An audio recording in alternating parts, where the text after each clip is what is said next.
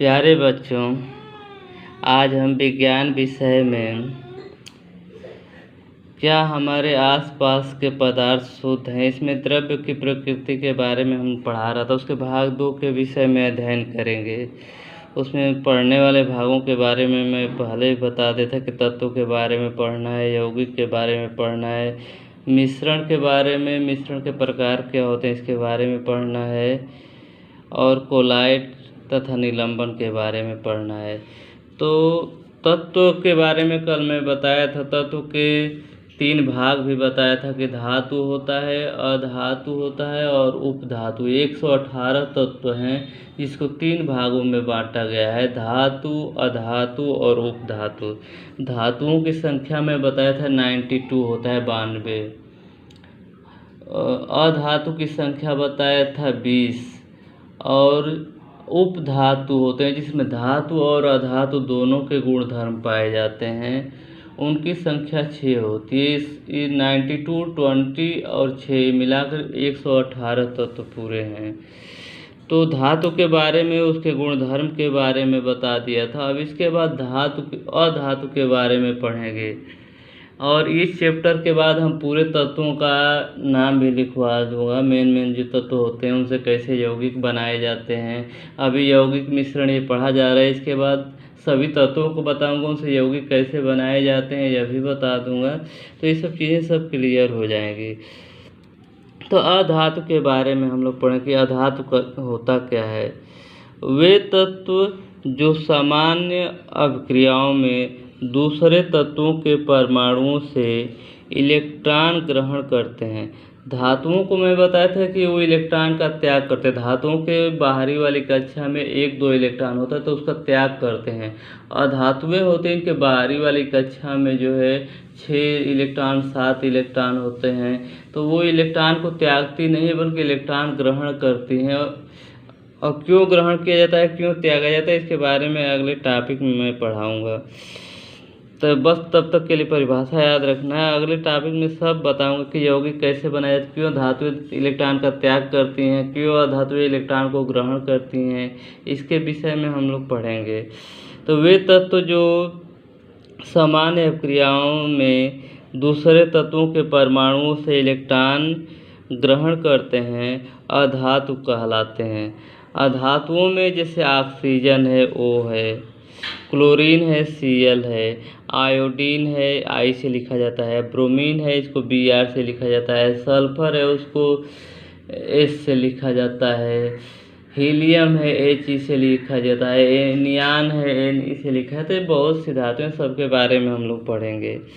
धातुओं के गुणधर्म बताया था, ठीक उसके विपरीत जितने प्रॉपर्टी बताया था अधातुओं के गुणधर्म होते हैं। तो इसको मैं शार्ट में ही लिख देता हूँ।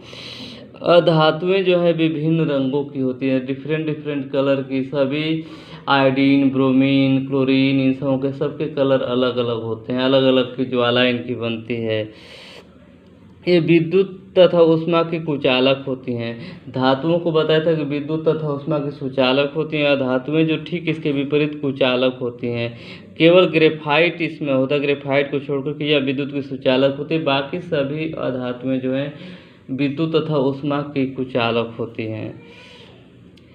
फिर मैं बताया था धातुओं को कि वो चमकीली होती हैं, सोनरस की क्वालिटी पाई जाती, सोनरस होती हैं, मिलिएबल होती हैं और डक्टाइल होती हैं। आघातवर्धनी बताया था, पीट कर पतली चादर में बदला जा सकता है कि अधातुएं चमकीली, आघातवर्ध तथा प्रतिध्वनिपूर्ण नहीं होती हैं, यानी प्रतिध्वनि पीटने पर फिर से टकराकर वापस ध्वनि नहीं सुनाई देती है।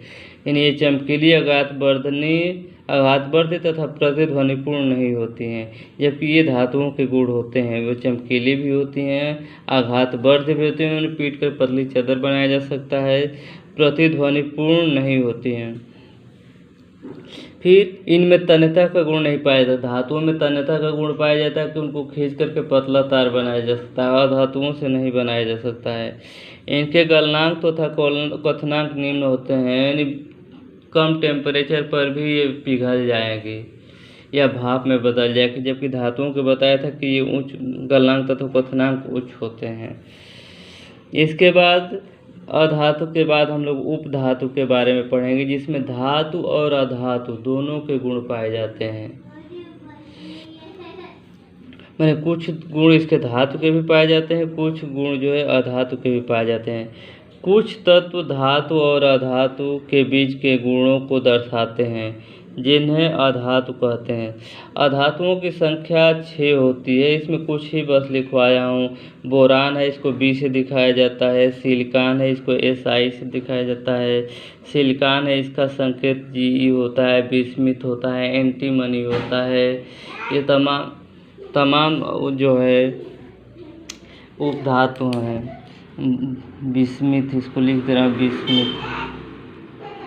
बिस्मिथ BI से इसको लिखा जाता है।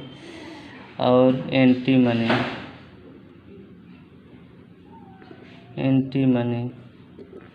इसको SB से लिखा जाता है। ये तमाम जो हैं उपधातुएं हैं, जिसमें धातु और अधातु दोनों के गुण पाए जाते हैं। तो आज तत्व के बारे में इतना ही पढ़ना है। तत्व के बारे में 3 इसके पार्ट हो गए। धातु, अधातु और उपधातु, इन तीनों के बारे में मैं पढ़ा दिया। इनके गुणधर्म के बारे में भी बता दिया। अगला पार्ट हम लोग इसी में यौगिक के बारे में पढ़ेंगे। तो आज यौगिक के बारे में नहीं पढ़ा रहा हूँ, कल यौगिक के बारे में पढ़ाऊँगा। यौगिक और मिश्रण ये सब पढ़ाऊँगा कल। हो सकता है दोनों चीज़ ख़त्म हो जाए, यौगिक और मिश्रण दोनों कल वाले लेक्चर में ख़त्म हो जाएगा। इसके बाद कोलाइड ये चैप्टर 2-3 लेक्चर में और ख़त्म हो जाएगा। तब तक इतना याद करते रहिए, नोट्स बनाते रहिए। जो नहीं आता है उसको पूछते भी रहिए। लास्ट में इसका क्वेश्चन आंसर कराऊंगा। सही से तैयार हो जाएगा तो टेस्ट भी लूँगा। तो जो भी कुछ पढ़ाया जाए उसको डेली पढ़िए, नहीं समझ में आए उसको पूछिए भी। धन्यवाद।